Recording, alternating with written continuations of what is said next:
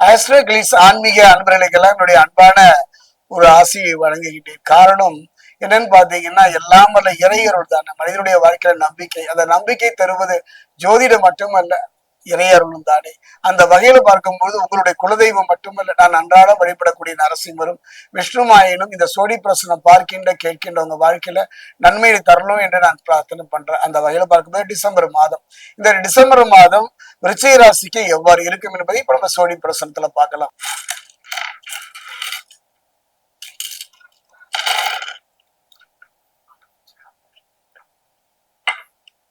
விருச்சிக ராசி இருக்கக்கூடிய விசாகம் 4,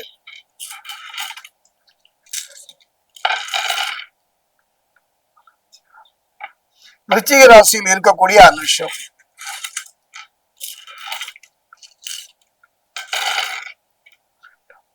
விருச்சிக ராசியில் இருக்கக்கூடிய கேட்டை. விருச்சிக ராசி ஆன்மீக அன்பர்களே, ஒரு அருமையான சந்தர்ப்பம். அதே நேரத்துல இதுவரை எப்படியோ ஆனால் இப்படி இருந்து விட்டால் நலமாக இருக்கும் என்ற ஒரு அருமையான ஒரு பாடத்தை நடத்துகின்ற ஒரு காலம் தான் இந்த டிசம்பர் மாதம். எத்தனை ஏமாற்றங்கள், எத்தனை விதமான சோதனைகளை எல்லாம் சந்தித்து அதை சாதனையாக மாற்றி நகர்ந்து வந்த உங்களுக்கு இந்த மாதத்தை பொறுத்த வரைக்கும் கவனமாகவும் எச்சரிக்கையாகவும் நிதானமாகவும் பொறுமையாக இருக்க வேண்டும் என்பதைத்தான் கிரகங்கள் உணர்த்துகின்றன. என்னுடைய அனுபவத்துல லாட்டரி சீட்டு வரும், யோகம் கிடைக்கும், மனமனையில் அனைவர்கள் என்றெல்லாம் சொல்வதை விட இருப்பதை தக்க வைத்துக் கொள்ளுங்கள் என்பதைத்தான் சொல்கின்றது. ஒரு நெருப்பு தொட்டால் சுடும், கவனமாக இருங்கள் என்றுதான் சொல்கின்றேன். தொட்டால் சுடும் என்பதை நீங்கள் கவனமாக பார்த்துக் கொள்ள வேண்டும். அந்த வகையில பார்க்கும் பொழுது, அதாவது சனி பகவானுடைய இயல்பை வைத்துதான் நான் ஒவ்வொரு மாதம் சோழி பிரசனம் சொல்கின்றேன். அந்த வகையில விருச்சிக ராசியை பொறுத்த வரைக்கும் பஞ்சம சனியாக இருந்தவர் இப்ப அர்த்தாசிரம சனியாக வருகின்றார். அந்த அர்த்தாசிரம சனி என்பதெல்லாம் எல்லோருக்கும் அப்படி இல்லைங்க. அர்த்தாசிரம சனியில வெற்றியை நோக்கி நகர்ந்தவர்களும், இழந்ததை திரும்ப பெற்றவர்களும், பிரிந்தவர் ஒன்று கூடியவர்களும் சந்தித்திருக்கின்றேன். பேசுகின்ற பேச்சுல கவனமா இருக்கு. மனமும் உடலும் தவறான பாதையை நோக்கி செல்லாமல் பார்த்துக் கொள்ளுங்கள். இல்லை என்றால் மிக கடுமையான பாதிப்புகளை சனி பகவான் தந்து விடுவார். அதை என்னுடைய ஜோதிட அனுபவத்துல பார்க்கிறேன். அந்த வகையில பார்க்கும்போது ஆரோக்கியத்தை பொறுத்த வரைக்கும் கவலைப்பட வேண்டாம். ஆரோக்கியத்தை பொறுத்த வரைக்கும் ஒரு திருப்திகரமாக இருப்பதைத்தான் கிரகங்கள் சொல்கின்றன. வரவை விட செலவுகளே அதிகம். அதுக்கு காரணம் இந்த அர்த்தாஷ்டம சனி தான். எதிர்பாராத இடங்களில் இருந்து தக்க தருணத்தில் உதவி கிடைக்க செய்வார் கடத்தலகாரர்கள் சுக்கிரன். கவலைப்பட வேண்டாம். கலைஞர் இருக்கும் பொழுது கண்ணீரை துடைக்கிற ஒரு கரத்துக்கு சொந்தக்காரன் சுக்கிரன். அதே நேரத்துல பாத்தீங்கன்னா இந்த காலகட்டத்தில் பொறுத்தவரை யோகாரர்கள் என்று சொல்லக்கூடிய ராகுவை பொறுத்த வரைக்கும் கணவன் மனைவி அந்யோன்யம் பாதிக்கப்படக்கூடிய ஒரு சூழ்நிலை உண்டாக்குவார். அதீத ஆசையின் காரணமாக அதீதமான ஒரு பாத்தீங்கன்னா ஒரு சுப செலவு விரைய செலவாக மாற்றி விடுவார். இது யாருமே சொல்லிக்க மாட்டாங்க. விரைய செலவை சுப செலவாக மாற்றுவதற்கான வழியை சொல்லுவாங்க. சோழி பிரசனத்தை பொறுத்த வரைக்கும் ஒரு சுப செலவு, திருமணம், ஒரு வீடு கட்டுதல், ஒரு கல்வி சம்பந்தமான, ஒரு வெளிநாட்டுல சென்று படிப்பதற்கான அரசு துறையில வேலை, இதெல்லாம் பாத்தீங்கன்னா இந்த அதை அதிகப்படுத்தி விடுவார். கொஞ்சம் கவனமா இருங்க, யோசித்து நிதானமா இருங்க. அதே நேரத்துல பேசுகின்ற பேச்சுல மிக மிக கவனமாக இருக்க வேண்டும். ஏன்னா நான் ஜாமீன் கொடுக்குறேன், நீ கவலைப்படாதே என்று அடுத்தவருக்கு ஜாமீன் கொடுத்து ஏமாந்த கதை உங்களுக்கு வேண்டாம்.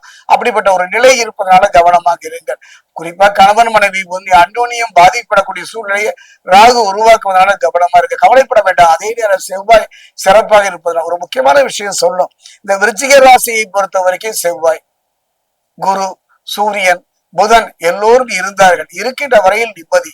இவர்கள் இருவருமே பாத்தீங்கன்னா சொல்லாமல் கொல்லாமல்லாம் போல அடுத்தது அவங்க அத்தனை பேருமே தனுசு ராசியை நோக்கி நகர்ந்து விடுகின்றார்கள்.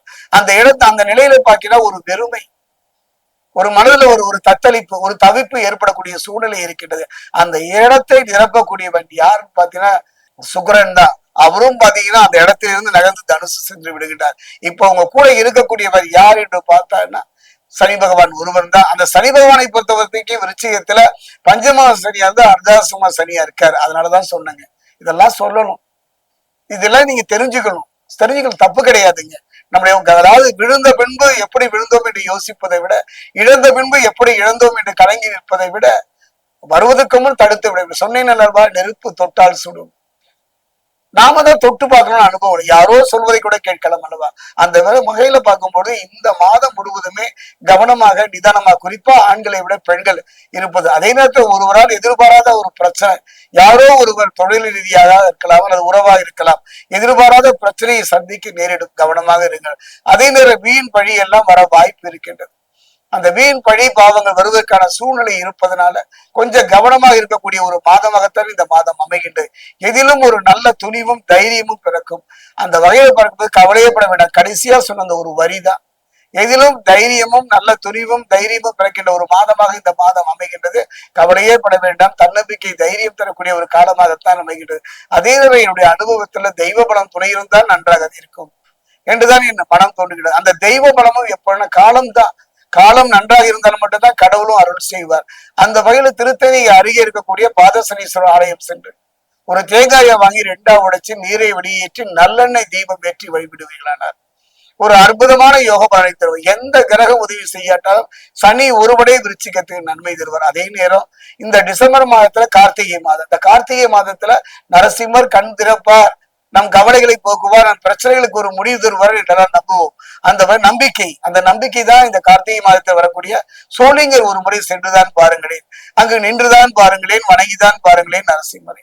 அந்த தாயாருக்கு தரிசனம் பண்ணுங்க. அமிர்தவள்ளி தாயார மனமுருக பிரார்த்தனை செய்யுங்க. கவலைகள் நீங்க அந்த கால கசப்புகளை மறந்து எதிர்காலத்துல பயம் இல்லாத நிம்மதியான அடியெடுத்து வைக்கின்ற ஒரு அற்புதமாக மாதம் விருச்சிக ராசிக்கு அமையும்.